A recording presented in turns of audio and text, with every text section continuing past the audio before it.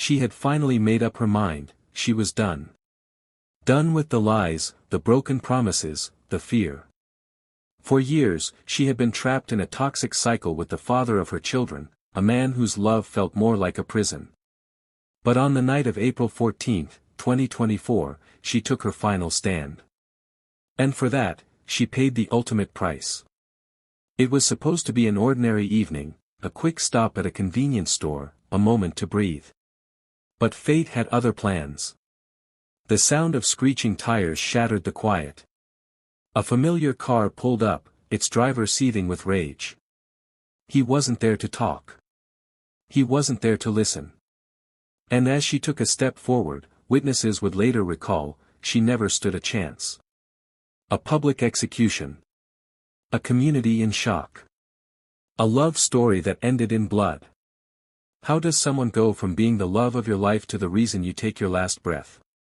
And what drives a person to believe that if they can't have you, no one else can? Before we dive into this heartbreaking case, make sure to like this video and subscribe. Because this is a story of obsession, control, and a woman who just wanted to be free.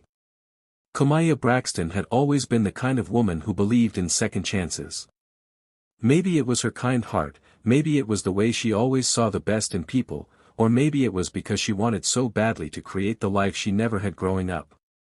At just 26, she was working toward becoming a nurse, juggling school, work, and motherhood, determined to give her 2 children a future they could be proud of. She had dreams, real, tangible dreams of stability, happiness, and freedom. She wanted a home where laughter filled the air instead of shouting, where love wasn't a battlefield. But there was one thing that kept pulling her backward. One person who refused to let her go. Tyreek Holston. Or as most people knew him, Reek. She met him when she was 19. Back then, he was everything a young girl with an innocent heart could fall for, charming, confident, dangerous in a way that felt exciting instead of terrifying. He had a presence that demanded attention, a swagger that turned heads. And when he looked at Miyah, it was like she was the only woman in the world. It was intoxicating. The way he made her feel wanted, needed, chosen. In the beginning, he was everything she thought she needed. Protective, affectionate, always checking in on her. She told herself that his possessiveness meant he cared. That the way his temper flared whenever another man even looked at her was just passion. She ignored the way his hands would grip her wrist a little too tight when they argued, the way his words could cut deeper than a knife. Love wasn't supposed to feel like walking on eggshells. Love wasn't supposed to leave bruises, physical or emotional. Tyreek had a past, a reputation that followed him. Drug trafficking, assault charges, a violent temper that could turn deadly in an instant. Everyone knew who he was. He was the kind of man who lived by his own rules, who took what he wanted and dared anyone to stop him. But with Miyah, he swore he wanted to be different. And every time he hurt her, he found a way to reel her back in. The apologies always came quick, long, heartfelt texts, teary-eyed promises, expensive gifts when he had the money. And when that wasn't enough, there were the threats. The guilt trips. The reminders that they had a family together, that no one else would ever love her like he did. For years, it was an endless cycle, love, chaos, regret, repeat. She would leave, and he would find a way to pull her back. Even when the bruises faded, the fear never did. Because she knew what Tyreek was capable of. Her friends warned her. Her family begged her to walk away for good. And deep down, Miyah knew they were right. But leaving a man like Tyreek wasn't as simple as packing a bag and walking out the door. Each time she tried, something held her back. The memories of their good moments. The father of her children. The whispers in the back of her mind, what if he really can change? What if this time is different? And for a while, he almost convinced her. He promised he was done with the streets. That he wanted to be a better man, a better father.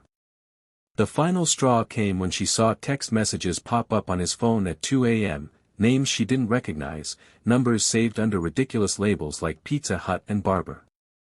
Miyah had always known Tyreek was unfaithful, even before she had the courage to admit it to herself. The late nights, the text messages he quickly deleted, the way he smelled like perfume that wasn't hers. She had heard the whispers, seen the way women looked at her with pity instead of envy. She found lipstick-stained napkins in his pockets. He'd laugh it off. She even walked in on him once, his body tangled with another woman's in their bed. She should have left then. She should have run and never looked back. But when she screamed, when she threw things, when she sobbed until she felt like she would collapse, all he did was sit there, his face unreadable. And then he laughed. You wasn't going anywhere anyway, so what's the problem? That was the moment. That was when something inside her snapped. It wasn't just about the cheating. It wasn't even about the disrespect. It was the realization that Tyreek didn't love her. He never had. To him, she wasn't a woman. She was an object. A possession. Something to own, to control. And she refused to be owned. So she made a decision. Miyah Braxton had finally made up her mind. This time, she wasn't just saying she was done. She meant it. No more second chances, no more falling for his lies, no more hoping that one day, he would be the man she needed him to be. She was finally leaving for good. She had wasted too many years trying to love someone who only knew how to break her. She wanted more for herself. More for her children. For the first time in a long time, she allowed herself to imagine a future without Tyreek. A life where she didn't have to look over her shoulder, didn't have to apologize for things that weren't her fault, didn't have to walk on eggshells around the man who was supposed to love her. And she wasn't just thinking about leaving. She was already taking the steps. She started seeing someone new, not serious, nothing too deep, just someone who reminded her that love didn't have to hurt. Someone who made her feel safe instead of scared. It was her first real taste of freedom. The first time in years she felt like herself again. But for Tyreek, it wasn't just a breakup. It was betrayal. In his mind, Miyah wasn't allowed to move on. She wasn't allowed to be happy without him. As far as he was concerned, she was his woman, his possession. And if he couldn't have her, no one could. The rage started building the moment she stopped answering his calls, the second she stopped playing his game. But it was the video that finally pushed him over the edge. One of his homeboys sent it to him, a short clip, blurry, but clear enough. Miyah, laughing, carefree, sliding into another man's car. That was all it took. His blood boiled. His vision blurred. In that moment, he didn't think about the nights he had spent cheating on her, the times he had humiliated her, hurt her, lied to her. None of that mattered. The only thing he could see was her, smiling for another man the way she used to smile for him. And that? That was something he couldn't let slide. To Tyreek, it wasn't just about love. It was about respect. About control. And Miyah had just disrespected him in the worst possible way. In his twisted mind, she wasn't just walking away, she was making a fool out of him. And for that, she had to pay. The rage festered, spreading through him like a disease, consuming every rational thought. He didn't care about the consequences. He didn't care who was watching. All he knew was that by the end of the night, Miyah Braxton would regret ever thinking she could leave him. April 14, 2024. It should have been an ordinary night. Miyah Braxton and her cousin LaShonda stood outside a small convenience store, laughing about something unimportant, just two women enjoying a moment of peace. But peace never lasted long where Tyreek Holston was concerned.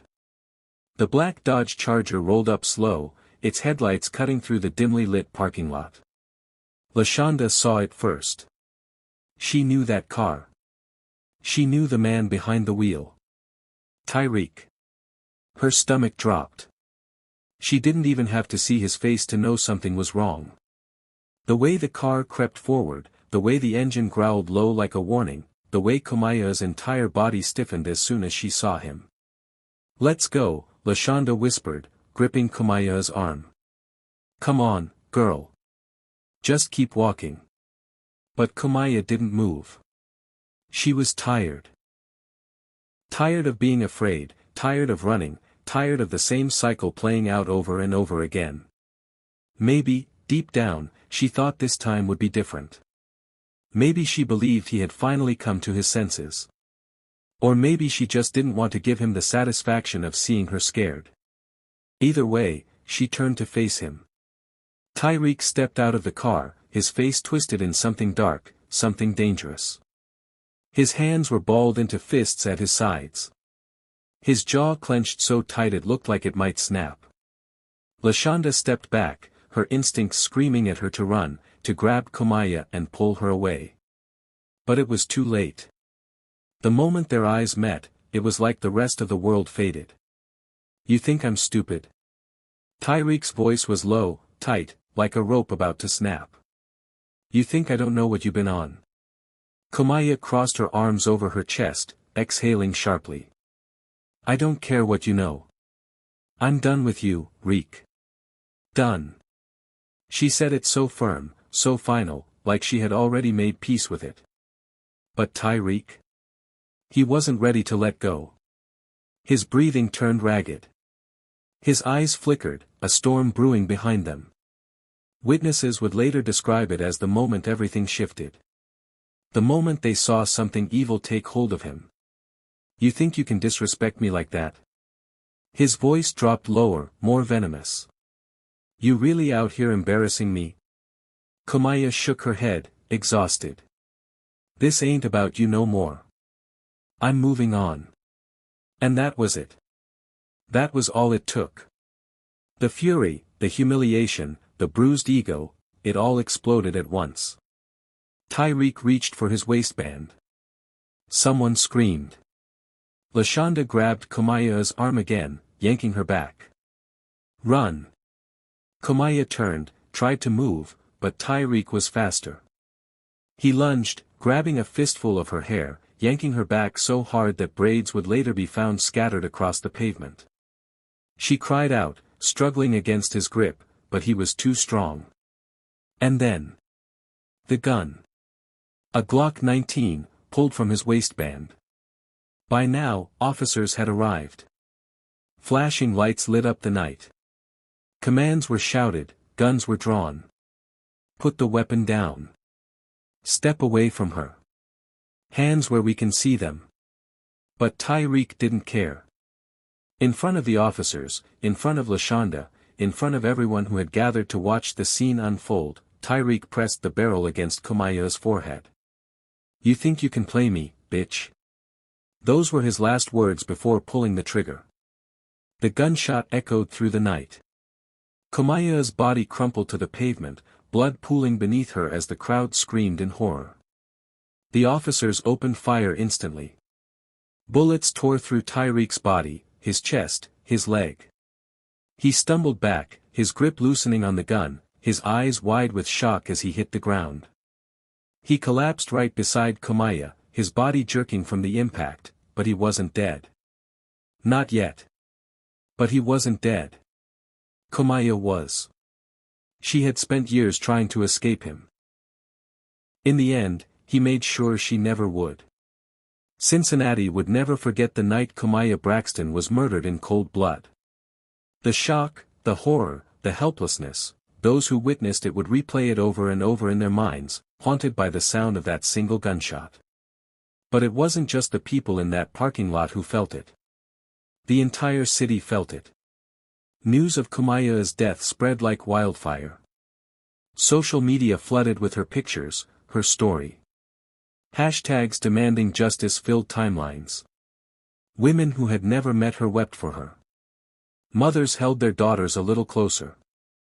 Survivors of domestic violence saw their own pasts reflected in her tragic end. Another black woman lost to a man who claimed to love her. Another life stolen because someone couldn't handle rejection. Her name was chanted at vigils held across the city.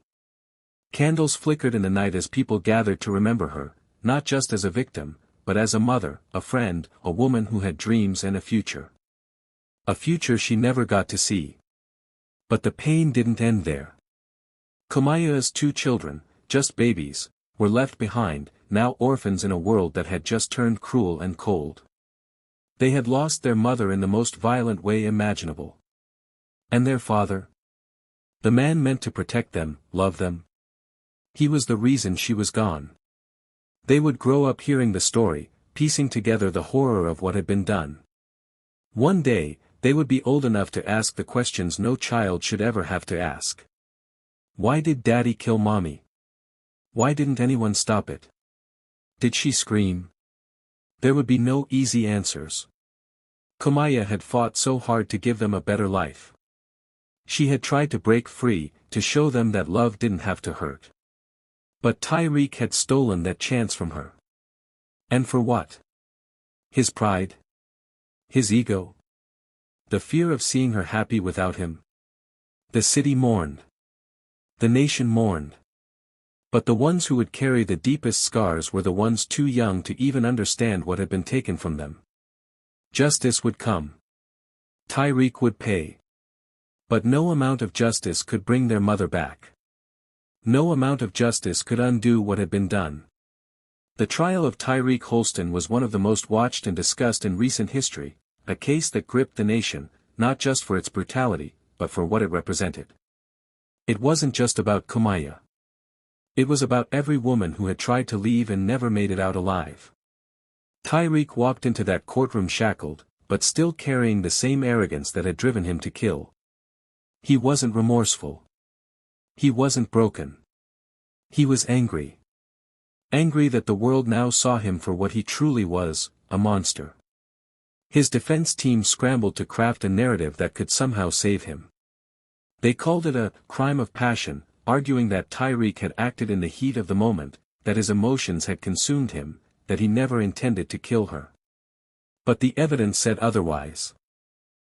The prosecution laid it out piece by piece, his history of violence, the threats, the manipulation, the way he had terrorized Miyah every time she tried to leave. And then, the final, undeniable truth. He had murdered her in front of police officers. There was no heat of the moment. There was no temporary insanity. He had looked her in the eyes, placed a gun to her forehead, and pulled the trigger. Deliberate. Calculated. Cold-blooded. Then came the moment that sealed his fate. The courtroom fell into a heavy silence as the prosecution played the surveillance footage, the very last moments of Miyah's life. The grainy video captured everything. The fear in her eyes. The way she tried to turn and run. The way he grabbed her by the hair, yanking so hard that her braids littered the ground. And then, his final words before pulling the trigger. "You think you can play me, bitch?" The shot rang out through the speakers, and even though everyone in that courtroom knew it was coming, they still flinched. Some gasped. Some looked away. A few jurors wiped away tears. Miyah's family sat frozen in their seats, forced to relive the nightmare. 3 hours. That's all it took for the jury to come back with their verdict. Guilty. Guilty of first-degree murder. Guilty of aggravated assault. Guilty of illegal possession of a firearm. When the judge read the sentence, there was no sympathy, no hesitation. You executed the mother of your children in cold blood, in front of police, and in front of her loved ones. You are beyond redemption. I am sentencing you to life in prison without the possibility of parole. Tyreek's face hardened, his once defiant expression slipping as the weight of the words crashed down on him. Life. No chance of getting out. No power. No control. Nothing but time to sit in a cell and think about what he had done. Miyah's family held each other, tears streaming down their faces, not out of joy, because there was no joy in this. Justice had been served, but justice couldn't bring her back. It couldn't erase the trauma. It couldn't fill the emptiness left behind. And the ones who would suffer the most? Miyah's children. Because now, both their parents were gone. One buried 6 feet under. The other rotting in a prison cell. Miyah Braxton's story is a heartbreaking testament to the dangers of toxic love and unchecked rage. She was a woman who wanted nothing more than to build a better life for herself and her children, to break free from the chains of a relationship that had suffocated her for years. But the man who claimed to love her refused to let her go. She tried. She fought. She gathered the strength to walk away, believing she was finally taking control of her life. But for too many women, leaving is the most dangerous part. And for Miyah, it was the moment that sealed her fate. Tyreek Holston didn't love her, he owned her in his mind.